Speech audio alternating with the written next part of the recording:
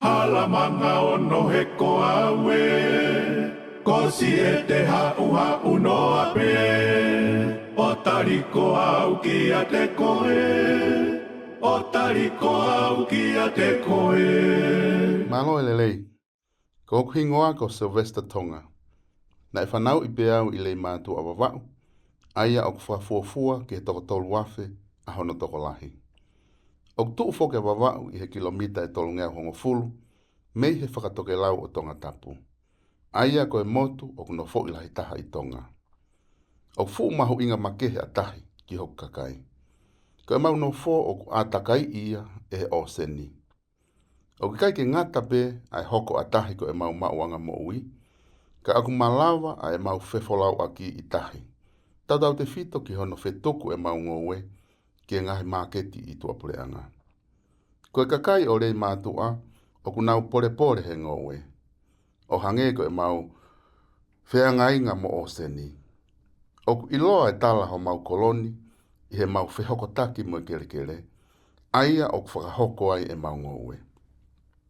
Ko e kere ia na e tuku whakaholo, i hono no fo'i i he mau ngahi kui, mo i kāinga i he tau e tahawhi ko hiri. Ko e ku PhD thesis, o ko whauai ai filmi documentary, i he whekumi ki he ngahi whaunga, o ku ngawe aki i he kau ngowe i le mātua, ke kei malawa o puke puke ai, aho mau identity, pe ko e tala mo e whaunga, he kuangani. Neongo ko tokolahi ho mau kakai, ko nau hiki whanua mai ki tua pure angani, o ngā ue hange ko ia hoko i okalani. I hono whau ko ia ha PhD documentary, whikau aki mo rei mātua, tau te whito ki hono flimi i ko ia hoko kakai, ko e whaunga lele i taha ia, ke tala aki tala noa o rei mātua. O tokolahi au pito, ho mau ngahi whamiri, ko nau osi hiki whanua mai ki okalani, o ngā ue, pia mo whakaako iai e nau whanau. Pia o kou whia mau pe ki u whakaari ari, ai whepi ki taki wā ofi a ho mau kolo i Tonga, pia mo ngahi kolo rei mātua, o ku whakotuu e ki mau tolu ko mau hiki whanua mai ki tua pure angani. Ko e fuafua ngā ue ia o ku whakahoko ho mau kakai, i he taimi o ku mau hiki whanua ai ki he whanua i tua pure anga. Ko hono whakotuu ha wheituu, ke tānaki mo mau whakataha kotoa ki ai kau rei mātua. I South Auckland, aia au nofo ai e tokolahi taha i kakai Tonga, ko e kalapu kawatonga a rei mātua, e lava ke mau ki ai, e mau ngahi whae tangata, ngahi tamai, pia moi kui.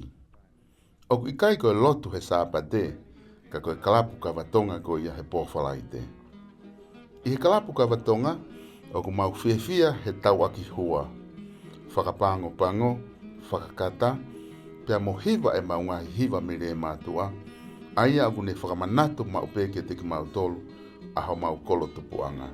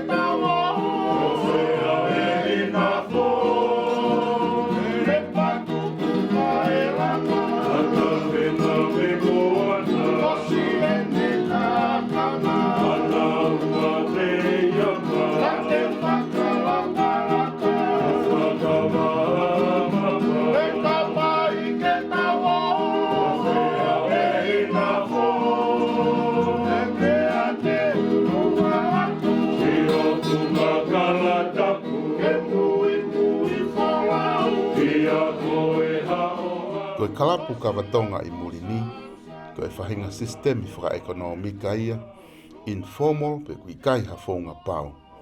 Ka ko e whakalahi ia ki tuunga whaekonomika o kolo i Tonga. Ko e kawatonga e fuefu, o ku whakatau mai ia me kau ngowe i rei mātua. O ku totongi foki he kau me mipa o e kalapu e nau holo ke nau inu kawatonga. Ko e po uri ko ia o e whinga paanga, o uhinga ia ke kau me mipa ke nau luku luku, mo foaki ofa e paanga ke whakatau aki ha misini vai pe mo hapasi ako ma ho mau kakai i le mātua. Ko ngahi ngā ue ko ia o ku mau whakahoko ia e South Auckland o ku ne hake aki ke to e lele yang e tuunga e nofo ho mau kakai i le mātua. Oua e lau kafo ka e lau lava. O ku ia e palove a petonga o pehe loto hounga ia a manaki lelei pia ke whanonga ma upe ki mua. Ko e whakakaukau whaingofua mo whakapotopoto eni o ku ngawe aki ho mau kolo. Ko e anga whakarei mātua o ku uhinga lelei. Si o positivi pe a manaki lelei pia ke whakakaukau i ho hala whanonga ke tupule ki nai. Ko e taha kotoa pe o ku whepaki mo ngai pore he mo ui ke holo mui ai. Ka koe mea mahu inga ke tau kei whengawe aki mo tuu whakataha. Koe kakai le mātua o kuna wanga whakakau mea mo fie tokoni. Tau te fito ke ngai taimi o ku viviri taha i ho fie mau.